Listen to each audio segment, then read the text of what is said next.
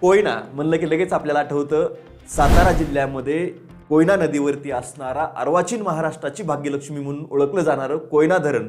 या धरणाच्या जलाशयाचं नाव शिवसागर. आता हे धरण अलीकडं चर्चेचा विषय ठरलंय, कारण महाराष्ट्र सरकारनं या धरणाच्या जलाशयाचं जे शिवसागर नाव होतं ते बदलून त्याला नवीन नाव दिलेलं आहे, छत्रपती शिवाजी महाराज कोयना जलाशय. आणि मग या धरणाची थोडक्यामध्ये माहिती पाहायचं म्हटलं तर 1956 मध्ये या धरणाचं बांधकाम सुरू झालं आणि धरणाचं बांधकाम 1964 मध्ये पूर्ण झालं. या धरणाची जी काही स्थापित जलविद्युत निर्मिती क्षमता जर पाहायची म्हटलं तर ती आहे, लक्षात ठेवायचं, 1960 मेगावॅट. या धरणाला आपण म्हणतो अर्वाचीन महाराष्ट्राची म्हणजे आधुनिक महाराष्ट्राची भाग्यलक्ष्मी, कारण हे जलविद्युत निर्मितीसाठी महत्त्वाचं केंद्र मानलं जातं आणि त्याचबरोबर शेतीसाठी सुद्धा याचं मोठ्या प्रमाणामध्ये उपयोग होत असतो या पाण्याचा.